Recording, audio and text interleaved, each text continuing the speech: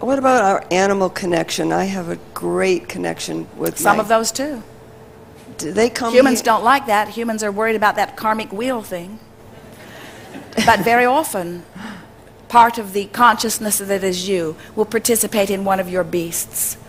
Do you have more allowing friends than your beasts? No. Is there anyone that you can count on to make you feel better more of the time than your beasts?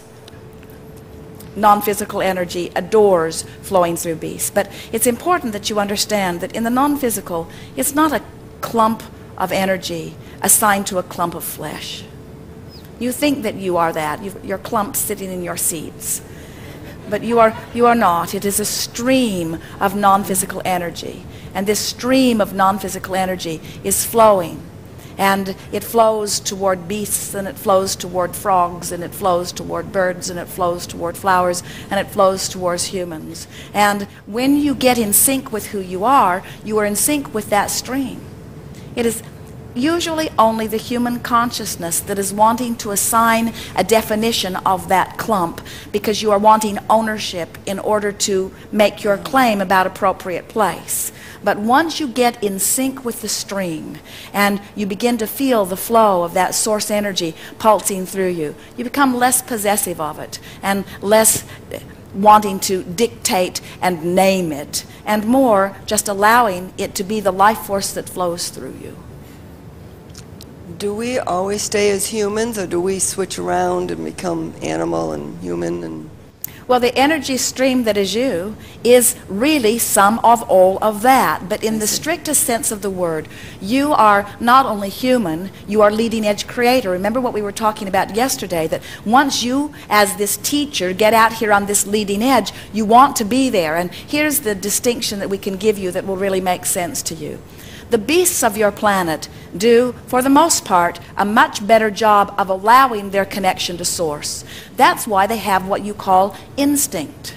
We would call it instinct if you like the word, but we would call it in-the-moment guidance. In other words, that point of vibrational relativity that was them when they were born, and that has been somewhat added to as they have been in this physical body, is so much in closer proximity to where they stand in terms of their thoughts. You rarely meet a beast who is harboring ill will towards someone. In other words, they're tuned in, tapped in, turned on. And so the beasts are more allowing in nature, while the humans, who have the potential to consciously be allowers by utilizing their guidance system and working to bring themselves steadily and consistently into vibrational compliance, because you are factoring more things in and because you are considering more things, you are exploring the contrast in a more emphatic way. And because of the human leading edge on planet Earth, time-space reality, emphatic contouring and sifting through the contrast, you are contributing to the leading edge of thought in a powerful way. But now think about those beasts that were upon your planet before you got here. Were not they the leading edge? yes. And so we don't want to say that they were the leading edge and that you have evolved past them. We want to say that you were them when you were that leading edge. In other words, you were having that experience. You were getting this planet ready, this planet that is continually evolving. You were sniffing out the air. You were feeling the atmosphere. You were learning how to survive in this environment, you see.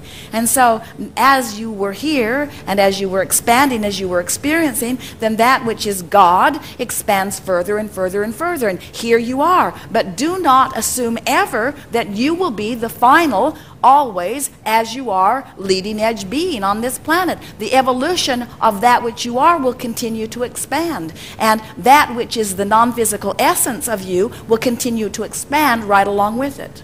So our answer is, you would not, from who you are, be satisfied to be only the cat that is sitting and purring all day. Although some of you, when you are stressed out, would like to trade lives with your cats every now and again. Yes.